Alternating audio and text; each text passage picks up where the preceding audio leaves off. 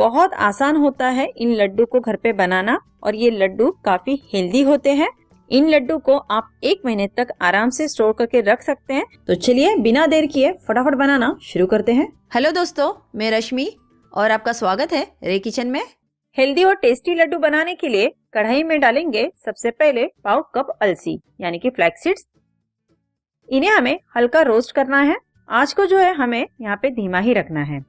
अलसी जो है हमारे स्किन के लिए, हमारे बालों के लिए काफी अच्छा होता है। इसमें ओमेगा 3 फैटी एसिड्स होता है। साथ ही में ये वेट लॉस में और कोलेस्ट्रॉल को कम करने में भी काफी फायदेमंद है। अब ना मैं इसी के साथ डालूंगी पाव कप मेलन सीड्स। इसे मगज बीज भी कहते हैं। ये जो मेलन सीड्स है ये हमारे ब्लड प्रेशर को कंट्रोल करता है। ये हमारे आंखों के लिए भी काफी अच्छा है। अब चलिए डालते हैं पाव कप इसमें पंपकिन सीड्स। अगर आपको हड्डियों का प्रॉब्लम है तो इसका ना आप रेगुलर सेवन करें। ये किडनी स्टोन में भी काफी फायदेमंद है। तो बाकी के ड्राई फ्रूट्स के साथ साथ हमें इन सीड्स को भी बच्चों को और हमें भी खाना ही चाहिए। अब ये देखिए ये सारे सीड जो है अच्छे से भून चुके हैं। तो इन्हें ना मैं एक प्लेट में निकाल लेती हूँ। सेम कढ़ाई ली है क्योंकि हमें यहाँ पे बहुत ज्यादा बर्तन का इस्तेमाल हम नहीं करने वाले हैं। एक ही हम कढ़ाई का इस्तेमाल करने वाले हैं। तो इसमें हम घी डालेंगे। जैसे घी हमारा मेल्ट होकर गर्म हो जाए तब हम इसमें डालेंगे आधा कप कटा हुआ पिस्ता और घी के साथ इसे फ्राई कर लेंगे। अब इसी के साथ मैं ऐड कर रही हूँ आधा कप कटा हुआ अखरोट, जिसे ब्रेन फूड भी कहते हैं। ये हमारे दिल और दिमाग दोनों के लिए फायदेमंद है। अब चलिए डाल देते हैं आधा कप कटा हुआ बादाम।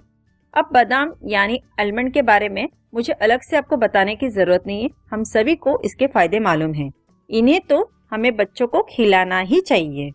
और आखिर में मैं इसमें डाल रही हूँ आधा कप कटा हुआ काजू यानी कि कैश्यू नट। ये सारे जो नट्स है हमारे दिल, दिमाग, हड्डियों के लिए, आंखों के लिए, बालों के लिए, बेसिकली पूरे शरीर के लिए ना फायदेमंद है। इन ड्राई फ्रूट्स को हमें मीडियम फ्लेम पे ही इसी तरह से अच्छे से फ्राई करके लेना है। ध्यान रहे इसे ओवर फ्राई ना करें। अगर ये ड्राई फ्रूट्स जल जाएंगे तो लड्डू का जो टेस्ट है वो खराब हो जाएगा। अब ये अच्छे से फ्राई हो चुके हैं तो इन्हें भी हम सेम प्लेट में निकाल लेते हैं। अब इसी बचे हुए गरम घी में हम फ्राई करेंगे आधा कप किशमिश। इन किशमिश को हमें 1 मिनट तक ही फ्राई करना है। तो ये देखिए हमारी जो किशमिश है यहाँ पे अच्छे से फूल गई है, यानी कि अच्छे से फ्राई हो गई है। तो अब हम इसे भी निकाल कर सेम प्लेट में डालेंगे जिसमें हमने बाकी के ड्राई फ्रूट्स रखे हैं।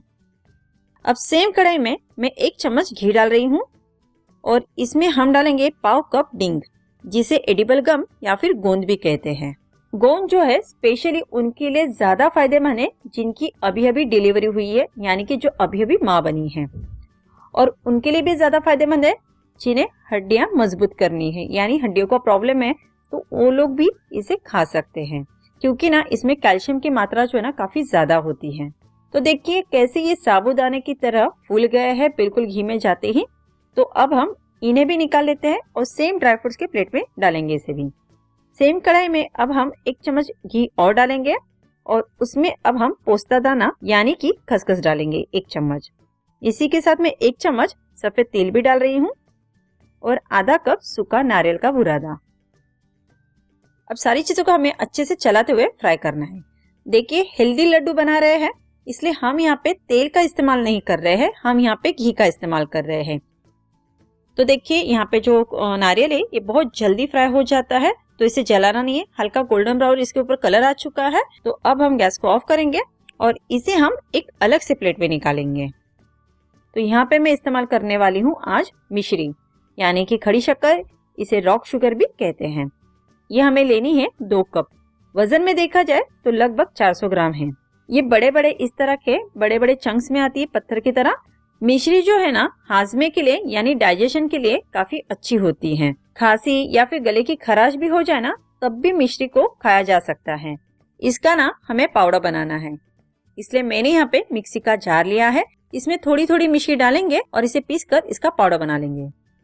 ये देखिए इस तरह से कुछ पाउडर बन जाता है। इसे हम सेम कढ़ाई में डाल लेते हैं। तो पूरी 2 कप मिश्री हमने पीसकर रेडी कर ली है। अगर इसमें 1 आध दाना मोटा रह जाए मिश्री का तो कोई बात नहीं, क्योंकि बाद में तो हमें इसे पिघलाना ही है। तो यहाँ पर हम 2 कप मिश्री के लिए 1 कप पानी डालेंगे और इस कढ़ाई को हम गैस पर चढ़ा देते हैं। आप चाहो तो बिना पीसे भी इस तरह से डायरेक्ट इसे मेल्ट करने के लिए रख सकते हैं, बट उसमें ना काफ़ी ज़्यादा समय जाएगा, इसलिए मैंने मिश्री को थोड़ा उसे पीस कर उसका पाउडर बना लिया है, जिससे कि यहाँ पे हमारा टाइम बचे और ये पाउडर फॉर्म में रहेगा तो जल्दी से घुल भी जाएगा। तो आज को हम हाई फ्लेम पे रखेंगे और इसे अच्छे से पिघलने देंगे, अच्छे से इसमें एक उबाल आने देंगे। तो देखिए अभी यहाँ पे उबाल आ चुका है, मिश्री हमारी अच्छे से पानी में घुल चुकी है। इसमें हम 1 छोटा चम्मच इलायची का पाउडर डालेंगे और इसे अब उबलने देंगे। इसे ना हमें और 2 मिनट के लिए इसी तरह से बॉईल होने देना है, या हमें ना कोई 1 या 2 तार वाली चाशनी नहीं बनानी है।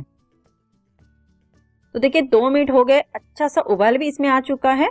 अब आंच को जो है धीमा करेंगे